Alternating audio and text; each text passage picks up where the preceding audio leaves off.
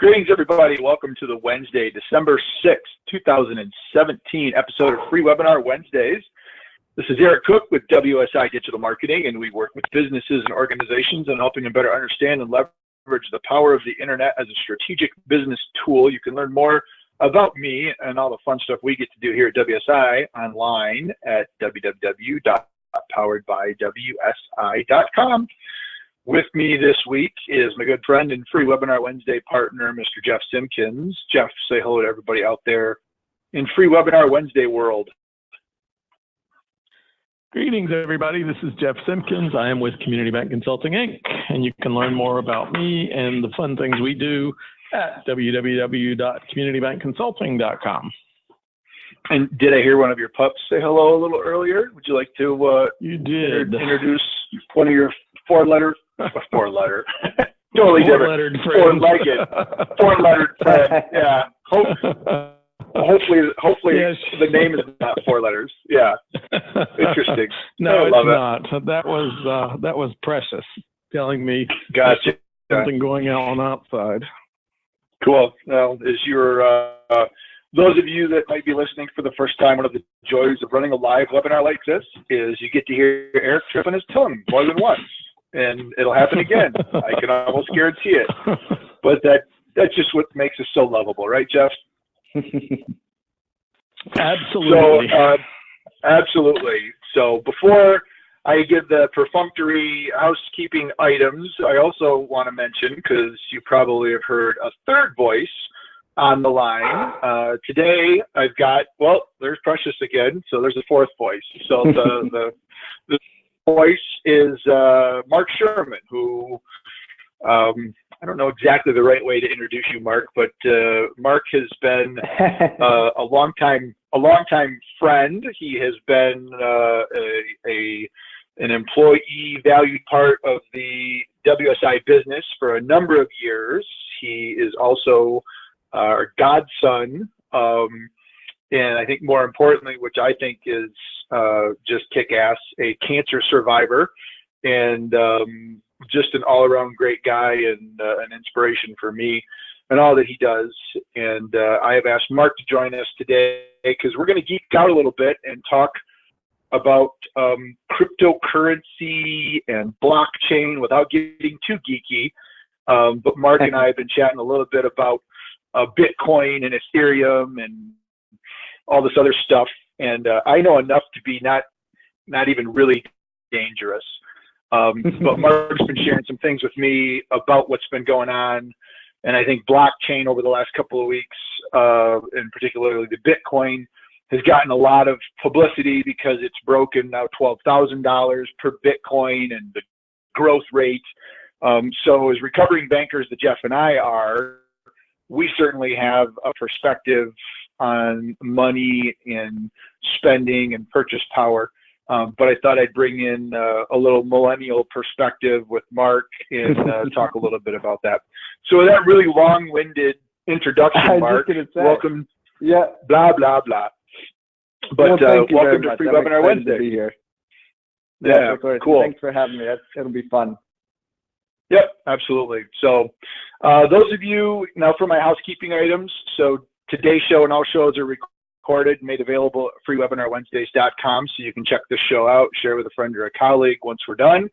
And if you've got a question or a comment or just want to participate in the dialogue and you're listening live, feel free to use the chat functionality in your GoToMeeting control panel and let us know, and we'll keep an eye on that during the show today. So, boy, I don't even know where to begin on this topic. I know when Mark and I, probably the last week or so, we've been kind of ramping up some of our discussions on the whole concept of cryptocurrency and alternative payments versus just the traditional good old-fashioned U.S. dollar or the euro or whatnot.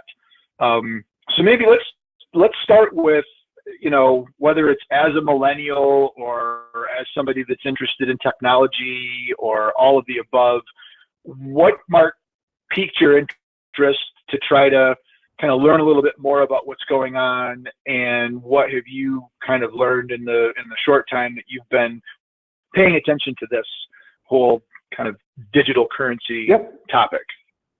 Yep. So for me, and like you said, I've only been really diving into details for, maybe the past week or so. But for me, it was really just staying on top of things, always out there on different news sites, seeing what's going on. And all the rave lately seems to be on these cryptocurrencies. And digging in, it's really due to the absolute exponential increase in user base of these various types of cryptocurrencies. And I think not only just how they work is extremely interesting, but what they're being used for as well, and what is really causing all the attraction for people to actually get in to using cryptocurrency is really what's amazing to me. So not only are a lot of people just looking at it from an investment standpoint, but there's all kinds of other things going on that are causing people who may not have ever thought of or ever wanted to use any kind of cryptocurrency getting in and using cryptocurrency on an absolutely massive scale.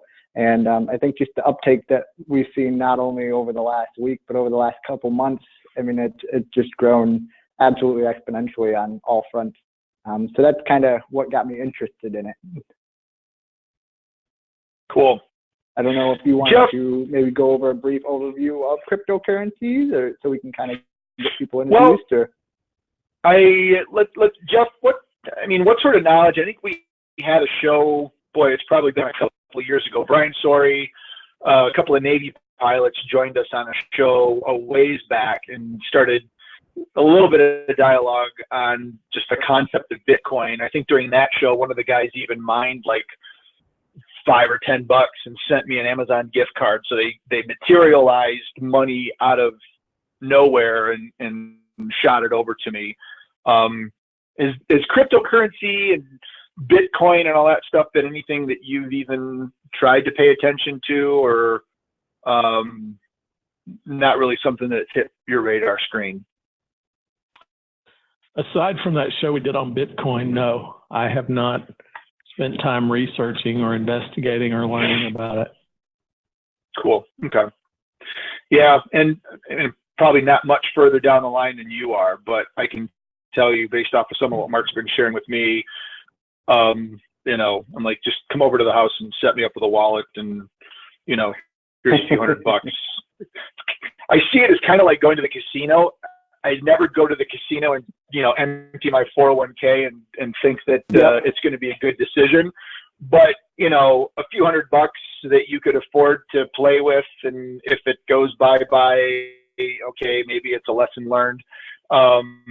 That's kind of where I'm at right now. I know there's a lot of other people out there that are certainly in the, let's throw our 401k at it. And I think that's when you can get in trouble. But let's maybe talk about the whole concept of the Bitcoin and the whole concept of the ledger. Mark shot over a bunch of links of resources that I think we'll refer to during today's discussion. But here's the first one that just kind of talks about some facts around cryptocurrency. So you want to walk us through this, Mark? Yeah, and so basically what that document does is the thing with Bitcoin is when it goes down to the real back end of it, it can be an extremely technical thing. So a lot of people have a hard time or get scared away from learning anything about it. But this website does a really good job of giving a high-level overview of just basic functionality and how it works without getting into any of the numbers or algorithms. And it basically talks about how cryptocurrencies as a whole are basically a virtual, decentralized, cryptographic form of currency.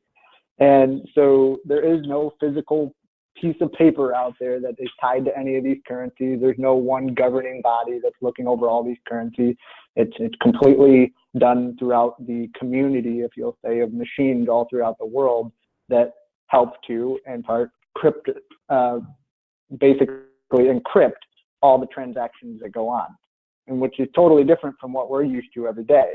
And this kind of goes into talking about the big thing with the transactions and how most cryptocurrencies work is using what's called the blockchain. And the blockchain basically is a process in which if I want to send a Bitcoin to Eric, I can do that. But before that can be done, that transaction has to be verified by machines all throughout the world that I am a legitimate user. I have ownership of my Bitcoin and Eric is a legitimate user, because otherwise you could just have a bunch of computers saying that they have things that they don't, and it would have no sense of organization.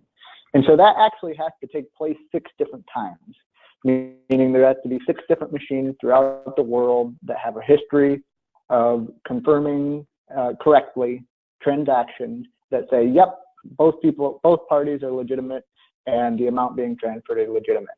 Once those 6 people have, or 6 machines have confirmed that, then the transaction goes through and then Eric would receive the Bitcoin. And the reason that this kind of dives into that is that's the basic structure and how almost all the Bitcoins function. And the reason I say almost is because there are other modes for the transaction to be confirmed, and that's kind of what we'll talk about later. But that's the basic structure of what the cryptocurrencies are. Cool. And I think I can hear the gears turning. Yeah, and one of the biggest things happening lately in the cryptocurrency world is the CryptoKitties. Now, why this may sound ridiculous is what this is a game that was released. And this game was released on November 28th, and it's using not Bitcoin, but Ethereum, which is the 2nd largest type of currency in the world, cryptocurrency in the world. And CryptoKitties is literally a game where users sign up for an account and they either purchase a cat directly that has never been used before, or they get one from a litter. And the cats are actually built off the signature of the transaction. Now, every single transaction that is gone through with the Ethereum currency has its own signature. And you can think of it as a line of code that is unique to that particular transaction. So this game takes those transactions and puts that into the cat's DNA.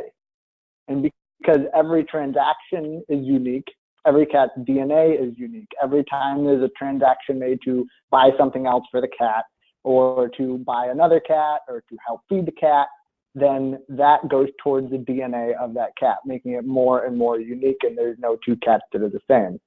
Now, people are paying money to trade these cats. And when I say money, I'm referring to a cryptocurrency, Ethereum, and they're trading them amongst each other. They're raising more and more cats. They're breeding the cats. And just like Bitcoin, there's only 21 million cats that then can be created / bought initially. And then at that point, there will be more cats through breeding, and they become more and more valuable because they're harder and harder to get. Now, to kind of wrap your head around how big of a scale this game and why it's prevalent is, because you're probably thinking, why in the world is he telling me about these cartoon cats? Is that November 28th? Old here. Yeah, I know. I just wish I could see Jeff's face right now, because I'm just looking at this going, oh my God. Yeah. And so in the last 3 days, there have been over and this is as of yesterday, who knows what it is today, equivalent to $4.5 million spent on these virtual cats. And there are cats valued at over 100,000. Yeah. In the past 3 days. Say that again. Yeah. Past 3 days, over $4.5 million equivalent has been spent on virtual cartoon cats. And when I'm talking about the DNA of these cats and what it is, the DNA is literally the background color of the cat, the stripes on the cat, the facial emotions of the cat. And that is what making up these cats. Now, yes, that sounds ridiculous, but why is it so relevant? Well, the thing is that with the currency that it's using, Ethereum, which also uses the blockchain to confirm the transaction, the cats have increased the total traffic by 10% of all the transactions in the world. These cats are responsible for that, which has also slowed the transaction time down dramatically, because people are waiting in line for their transactions to get approved because there's so many of them the transaction time has actually increased by 6-fold in the past few days. And this is causing issues because people that are buying things with Ethereum are now waiting much longer, and it's causing worldwide speculation of, oh, crypto can't work because on a worldwide scale, it'd be too slow to manage. And while that's happening, there's other currencies out there that are using different manners of confirmation. And one of the biggest ones out there is a Microsoft-backed currency, which is IOTA, which is for the Internet of Things. And so this currency was created with the idea that this is going to be used for purchasing different tasks within the Internet of Things. So whether it be your smart thermostat, your smart light bulbs on a small scale, going up to automatically clean you've got your smart robot in the house. Those are all Internet of Things. And so the idea with the Internet of Things currency is that this is going to be used specifically for that field. And this uses, instead of blockchain, it uses Tangle, Tangle.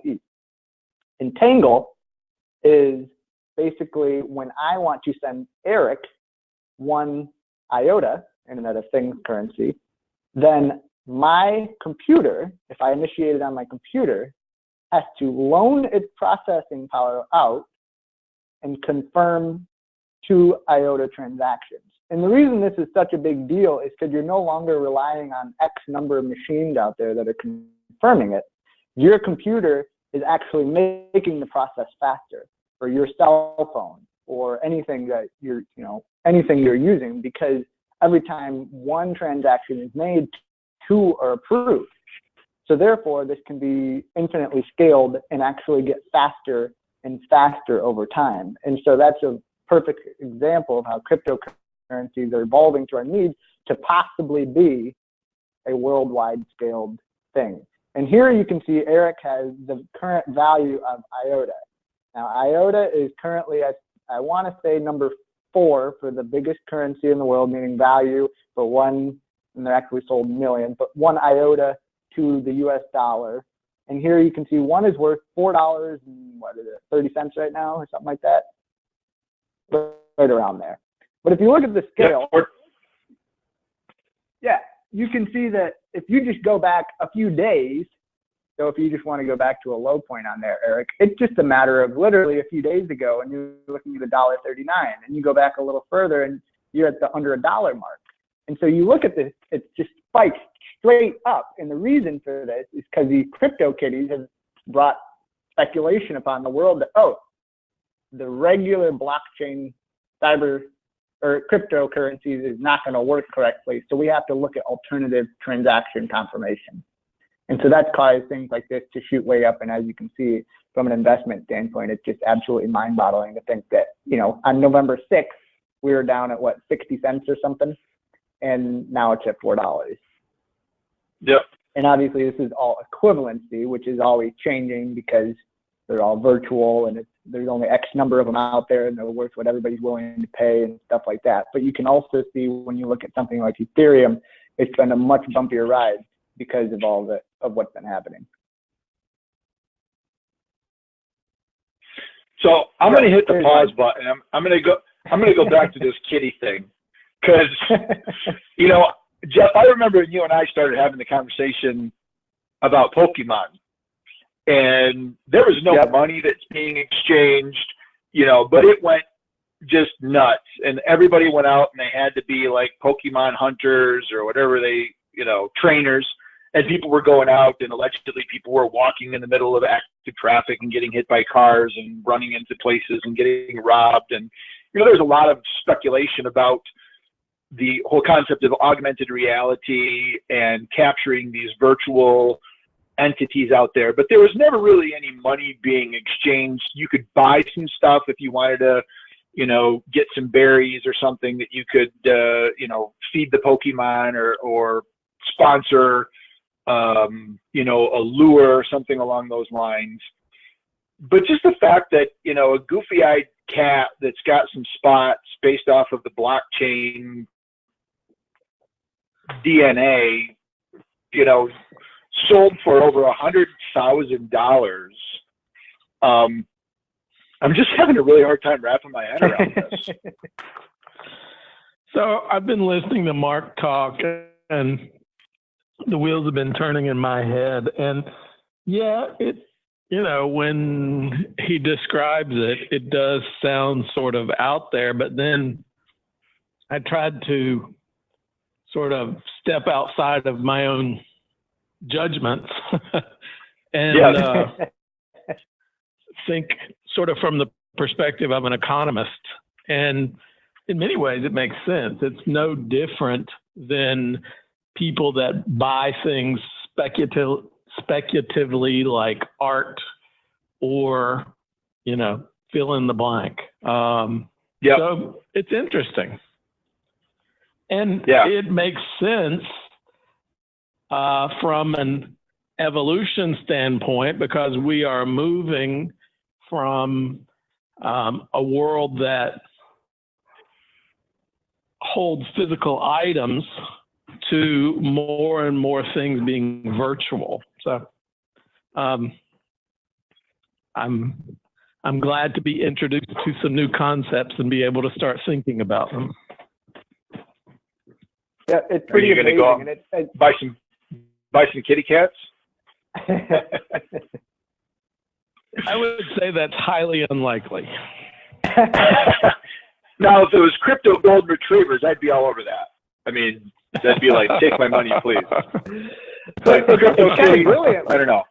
When you think about it, so like before, all the people using these cryptocurrencies were really techie people that were using it, they were mining them using their hundreds of thousands of dollar computers that they build. But this CryptoKitties is actually gotten people who never had any intention of having anything to do with any kind of cryptocurrency, and to go out and they hear about these CryptoKitties. They are the most popular animal on the planet, cats, and they're cute and they're all different colors. And virtual so it's animal.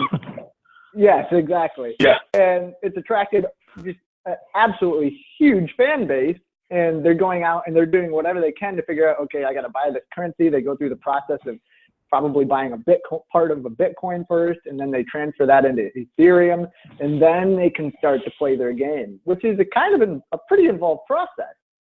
But people are willing to do it to try and create the virtual cats. Yeah. So Mark, let's kind of take a step back and let's say one of our listeners, or maybe even myself, I know I've asked you this a number of times, to get started. Let's say I want to buy, I'm not going to be able to afford an entire Bitcoin because that's over $12,000 now, almost close to 13. Yep. But for somebody that's interested in getting involved in the process, maybe walk us through what elements are required. You talked about a wallet. You've got to have an exchange. If at some point I want to translate this into real dollars so I can go buy a pizza or go shopping on Amazon or someplace that doesn't support that, give us maybe some of that background. Yep. And so it's a pretty straightforward process as long as you can kind of wrap your head around what exactly you're doing. So to get started, you would decide what currency it is you want to buy. And really what most people end up doing is they start with Bitcoin and then go from there. So to start getting a Bitcoin, you'd have to find an exchange. And there's thousands and thousands of different types of exchange, but they're actually only available to certain area based on government regulations and the acceptance of cryptocurrencies and things like that.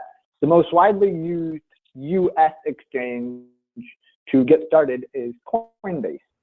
And Coinbase allows you to go in and buy as few or as infinitely many Bitcoin as you want. And to create an account, it's really a pretty straightforward process.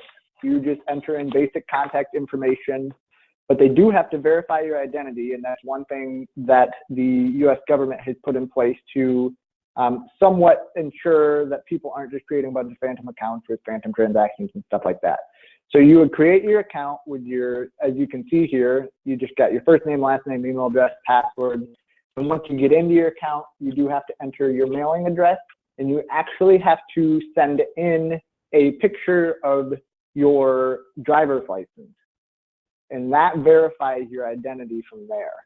And the reason it's important to not just use any exchange is, as you can imagine, that is valuable information that you're sending them.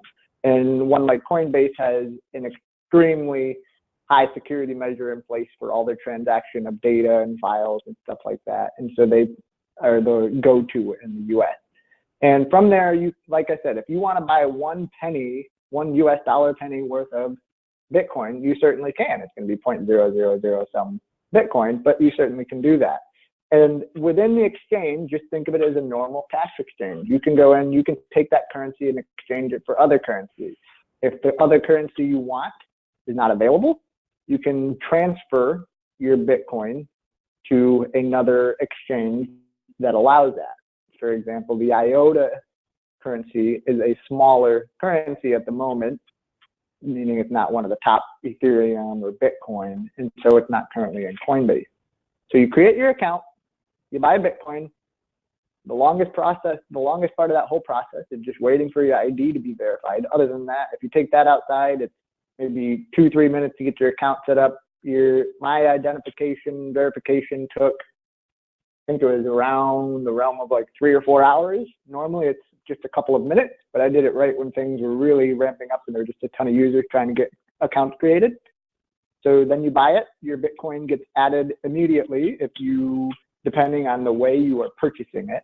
If you're purchasing from a bank account, just like with most services, it takes 3 to 4 days, I believe 2 to 3 or 3 to 4 days for that to clear. And then your Bitcoin becomes available. You purchase from a credit or debit card, and yes, people are using credit cards to buy these things. They become instantly available, and you can exchange it from there. So it's really getting in and kind of using the system just to see how it works on a small scale, to kind of understand how you send things and whatnot. And then from there, you can move it to other exchanges to purchase alternative currencies such as IOTA or any of the other 1,300 plus currencies that are out there. And then you can buy and sell within those exchanges. And the buy and sell is basically every time you want to buy, or actually every time you want to sell, you use a specific signature that's generated, and they walk you through the whole process pretty well when you click on the buy, sell, and stuff like that. And it's really a much simpler process than it was even a few months ago, and they're always releasing, and you can see here it's asking you to add a payment method. And if you add a payment method, then you'll have the option to buy. Does Coinbase charge some sort of a fee or percentage or something for their services? Yep. So with any kind of blockchain currency, where both Bitcoin and Ethereum are, they will charge a small fee for the actual transaction. That fee goes into paying for the confirmation of the transaction. And so let's say I want to send Eric 1 Bitcoin, and I have to have 6 computers confirm that, and you don't have to actually go out and have that done. So I just send it to Eric in the back end and take care of all the confirmation of it. But the money you pay in the fee is rewarded to each of the machines that confirm the transaction, and that's kind of the whole world of mining. And so once it's all confirmed, then you go through. Now, the reason I say for most currencies is something like IOTA. One reason it's such a big deal. Another reason it's such a big deal is because with the Tangle, which is where you create a transaction and confirm 2 transactions in the process, that is using your computing power on your machine. And because of that, you are not paying anyone else to confirm the transaction. So it is a truly feeless transaction that happens, unlimited to an unlimited extent. So it doesn't matter if you're sending them equivalent of 10 cents or equivalent of $20 million. There's 0 fee involved. So it depends on the currency.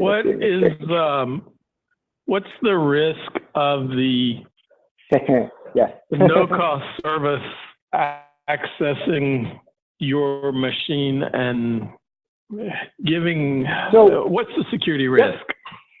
So what it's actually doing is it's purely the processing part of it. And so it's actually using your computer to solve a mathematical problem. Every transaction is tied to a mathematical problem that is solved purely by a computer processor. It's not solved, there's no shortcuts for solving the mathematical program at all, or the mathematical problem. It has to be done by a computer's processor. And that is where your computer or your cell phone or whatnot comes in. It solves that problem, and then it sends the answer back, and it does that all on a back end automatically.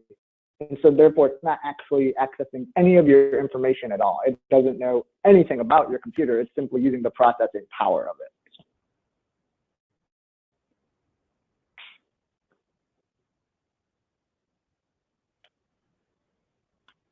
Amazing. Yep. Yeah. It's pretty mind-boggling. Yeah. Well, we go back to the webinar that we did a couple of years ago with Brian, and the other gentleman's name escapes me right now, but they likened the whole concept of generating a Bitcoin kind of similar to what happened in California with the gold rush, and the fact that there's a finite amount of gold in the mountains, and when you first found the gold, the more scarce the gold becomes, the more valuable it becomes. You have to use bigger and better tools in order to be able to pull that gold out of the earth as it becomes more difficult to find.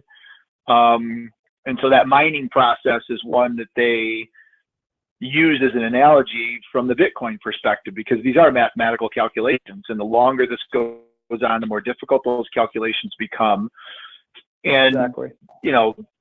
They didn't even touch on or even think of the idea of leveraging distributed processing power of, like you said, you buy something with this IOTA, and now all of a sudden you're having to give up a portion of the processing power in your device for a brief moment. It's not going to crash your computer or your mobile phone, but now that's contributing to part of the process, which is where this breaks out of, what was going on in the gold rush days, because that just wasn't physically possible. You couldn't, bring somebody else in to help you run the pickaxe or, shovel dirt. That was you. So really pretty amazing. It's kind of the first of its kind to reach out to the community processing power, because so much of it, like kind of talked about, you got your cell phone that is capable of doing an absolute world of lot, where we use it for what? Checking our email, watching YouTube, getting on Facebook. That's about it.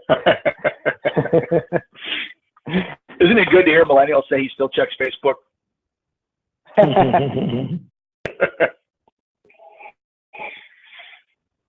Yeah, pretty crazy. So where do you see this going for you, Mark? I mean, are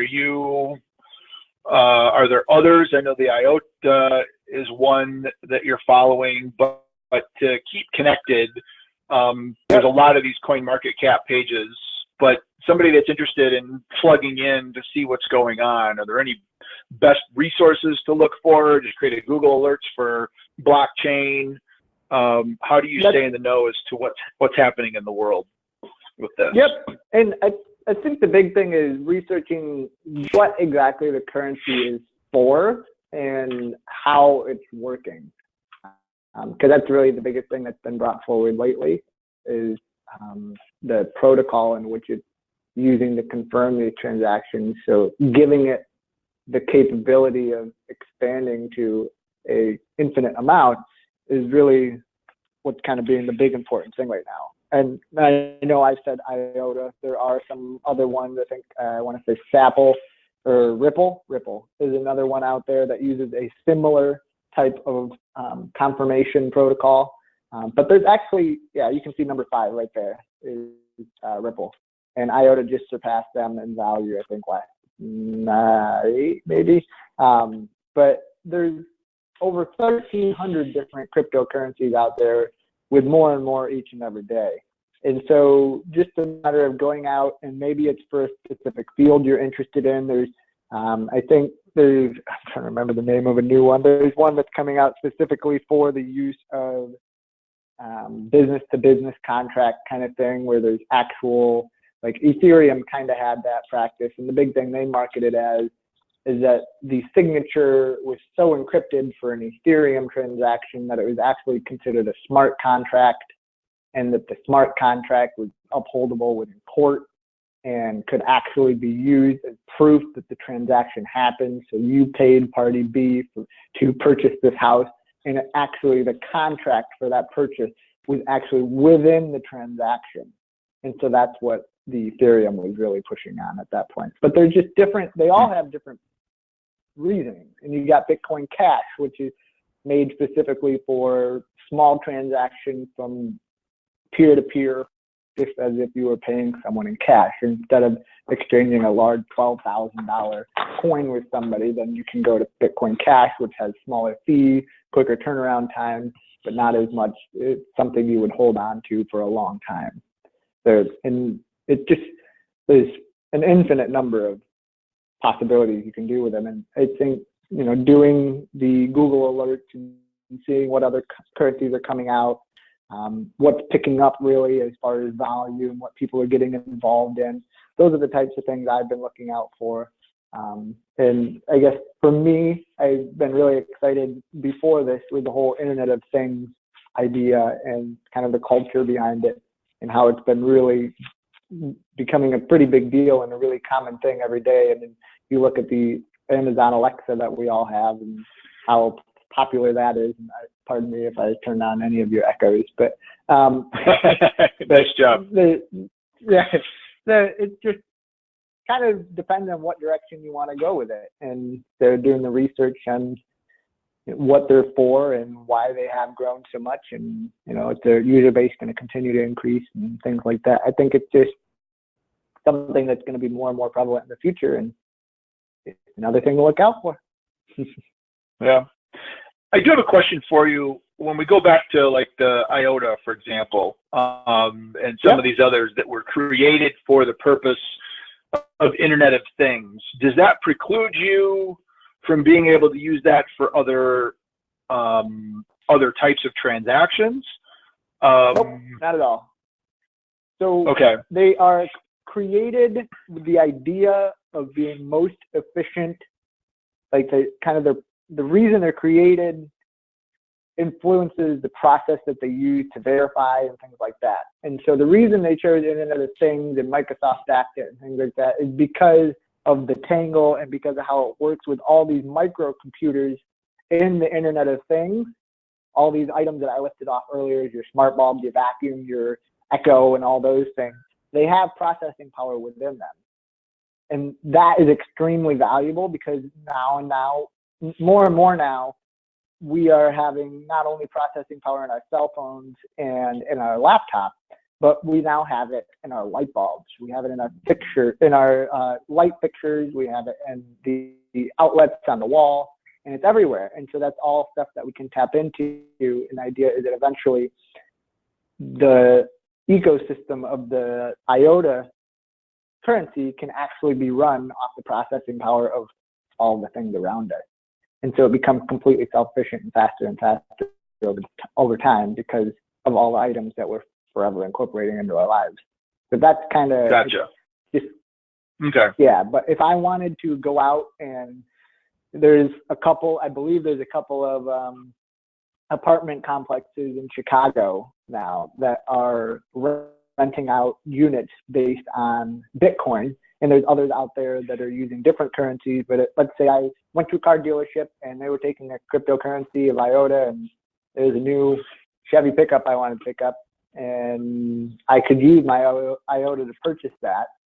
And that would be a transaction that could happen. And I just simply send it to the dealership and it would be in their wallet. Now, the wallet is one thing we didn't talk about too much. We talked about the exchange a whole lot and how you can exchange currencies for different currencies.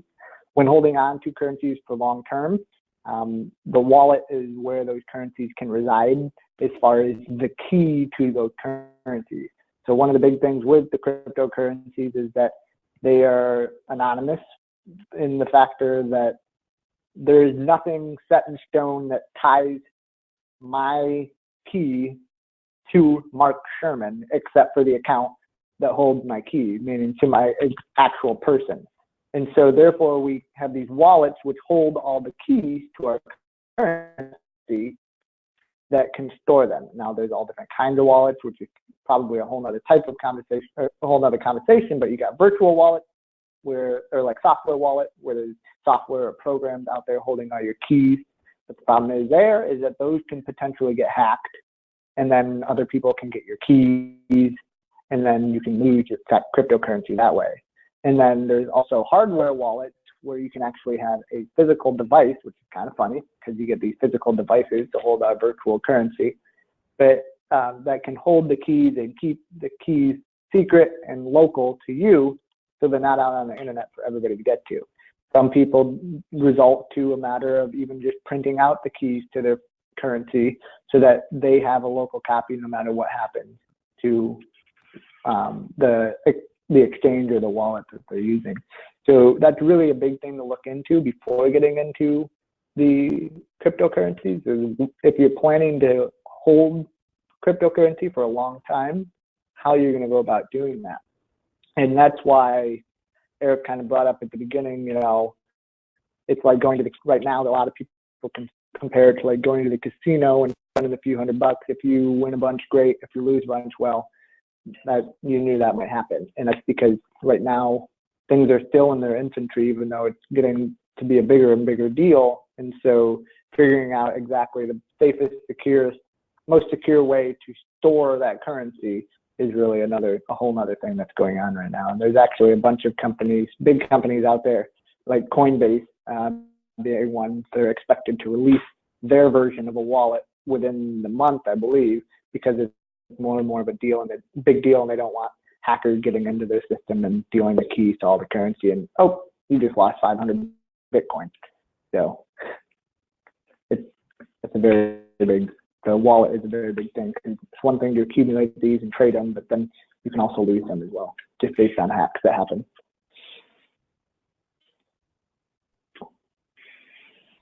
So to get everybody excited about Bitcoin, and then yeah, scare them all off. Well, and I know that there's always that fear, and some would argue, it's not FDIC insured, it's not backed by the federal government, you could lose your money. The system could be hacked. All of your information could go poof, bye-bye. All of those things are true, and if you feel that way, you should not play in this. Exactly. That's what I'm saying. Assuming you're not addicted to gambling. So okay at it. Yeah, right. So if you're somebody that's addicted to gambling and you're comfortable spending way too much money in a casino, this is probably not a good analogy. But if you're like me, and I suspect Jeff, and you go to a casino and you've got enough money to play with, then that's what you would want to play with and kind of explore it and try it. And so yep, and they're all things they're working on. And I still think it's important to be aware of what's going on and realize how big of a deal it is, because even just a matter of a few months ago, it was much, much, much riskier to store them anywhere than it is now. And it's things that are always getting tweaked and configured a little differently to be more secure and more rock solid so that other outsiders can't get in. And so with time, I think that may very well be different. And so you may be able to, with time, go out and take your 401 and move it over to something else and have the risk be much, much lower. But right now, there's still a lot of risk involved with any of it. Anytime you get into anything that could possibly increase, you look at IOTA, I think over the past 3 months, it's up over like 12,000% or something ridiculous. You don't get that without a risk. Right, absolutely. And, not that you want to ever play the timing game, but, jump on board when it's at 40 cents and you spend a couple $100 at 40 cents and you can afford to watch a couple $100 maybe not do a whole lot for you. So kind of take it with a grain of salt. We're not advising anybody to go spend their money exactly. in IOTA or any of that stuff. So Cool. Good. Well, this has been super informative. You've shared some stuff on here that we haven't even talked about yet. You can see that I started the process. I stopped because we are doing a live webinar, so I certainly don't want to be divulging passwords and account numbers and all that stuff, but at least kind of rolling through the process of getting something in Coinbase created. And it, once you know where to look, it isn't that difficult. So, yeah. So wet in the whistle. So hopefully those of you that are either on live or listen to this, curious on your thoughts and if this is an area that you're interested in playing in. So Jeff, do you, I'll admit I'm intrigued by this, and I think I'd like to venture in and do a little bit. Is this piqued your interest at all, Jeff, in playing around, or are you still very comfortable sitting on the sidelines and letting everybody else go out and Bitcoin it up and buy their CyberKitties and everything else revolves to cryptocurrency? It's not something that I'm interested in doing. There are so many other things that catch my interest that are different than this, but I have no judgment about people that are intrigued by it and want to play with it. Cool. All right. Well, Mark, thanks for hopping on. I know this was kind of a last minute, but I had this yeah, not a problem. Inspiration fun, and said, always exciting adventure to keep on top of it with. You never know what's going to pop up. Like I said, I got into things, and then boom, the whole world seemed to change accesses when CryptoKitties came out. So it was pretty entertaining at that. Yeah, that's just mind-boggling. And I can guarantee Jeff, as well as myself, if you bring up CryptoKitties to anybody that we talk to over the next several months, they're going to look at you and go, "What are you talking about?" and have absolutely no clue the impact that these little electronic felines are making in the world of digital currency. But it's amazing. So I still like your idea of the crypto golden retrievers, or in my case, I'd rather have a crypto chocolate. I'd be a little more apt. Yeah. Yeah, exactly. So too funny. Cool. Well, so hopefully your brain's not hurting too much. There was a lot there, but again, this is recorded, so you can always hit rewind and go back and review some of this stuff. But Mark, I want to thank you again for joining the show and being part of today's session. This is super helpful, and I think just introduce people to what's out there. Yeah, it's pretty cool. Yep, a lot of fun, and I hope to get people a little interested in just looking into it and learning more about it, if nothing else. Like I said, I think just knowing it's going on it's pretty crazy to see that, this is a pretty big deal for a lot of people in the world. So yeah, so very cool. Excellent. All right. Well, that wraps another show for Free Webinar Wednesdays. Thanks to those of you that joined us live and those of you that are listening to the recording. We'll look forward to seeing you back here at freewebinarwednesdays.com on future shows. Until then, have a great week, everybody. Take care.